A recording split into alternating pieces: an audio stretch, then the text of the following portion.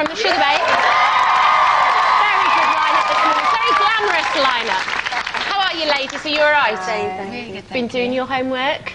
Yes. Yeah. Good, good. Okay, first up, we've got a bite-sized guide to the hottest contenders for this year's Christmas #1. These 5 videos are the bookies' favourites for the top spot. Let's take a look.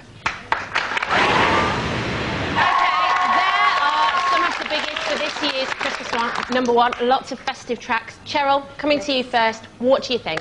What's your favourite? My favourite's got to be Gary Jules.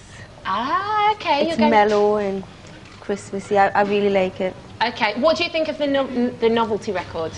I probably sound really dull, but Avid Marion doesn't really do. I just don't get him really. I don't think he's funny. You don't get his humour even. Right, okay. So, okay.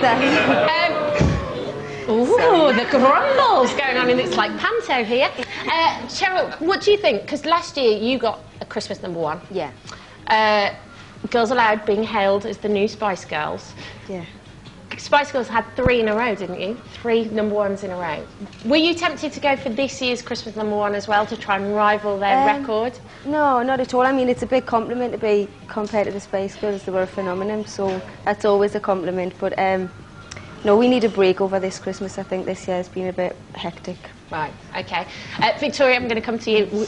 You're very hectic at the moment. I am hectic. Very hectic. Now, Spice Girls they had 3 #1s. Since then, let me just tell you who's been at #1. We've had Westlife, Bob the Builder, Robbie Williams and Girls Aloud. What do you think of the standard since the Spice Girls were there? You know, I think that what the Spice Girls did was very different. You know, we were a phenomenon and it was great.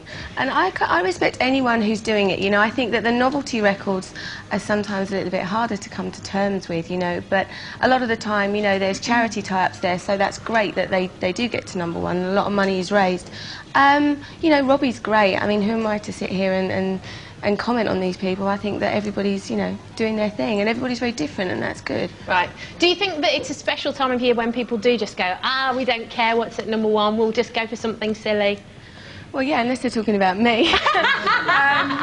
I don't know. I mean, I think that, you know, it's a festive time, and I don't know, when you're drunk, you dance to anything, I suppose. Absolutely, absolutely. But there's lots of really good records out there. I mean, all of these records are fantastic. Who's your favourite out there? I'd say the same as Cheryl. Ah, okay. I would. Serious. But then, you know, I like, you know, Kelly and Ozzy as well, yeah. You know. So. What do you think of Avid Marion? Because he does an impression of you and David as well. I know. Have you seen it? I haven't seen it. Right. Okay. I haven't seen. That's what he does. But he's. How comes David got the triangle? It's the one when you can play. I like it. I mean, I think that. You know, I think. Have you seen the Mel B one as well? Because it's always really funny about it. He's funny about everybody. That is funny. That, you know, I've got a really tongue-in-cheek, dry sense of humour, so yeah. I kind of, you know, I like things like that. Okay, very dry. Coming to you now, Mutya. Would you ever be tempted to go for a Christmas kind of novelty record in order to get the #1 spot, or would you? Because you're going for it again. Yeah, well, I mean, we had to release because of Love Actually, so right. That's the only reason why we released on. Well, we're releasing on Monday, so. Okay. But if we had our choice, it would have been in January. So you're not really going for We're not bothered about it. We're not really going out there to, you know, try and have a big competition against everyone. So, yeah. Would you ever consider doing that for like one Christmas #1? I don't see there's any point to it really. Right. I mean, a song's a song, so if it's going to come #1, it's going to go #1. So I don't know. Okay. And what about your favourites for this year's Christmas #1? I kind of actually do agree with both, and at the same time, I actually do like. Oh God, I've forgotten the name. Describe. Oh my. Sounds like. Oh, I actually like Darkless as well. Darkness. Darkness. Yeah.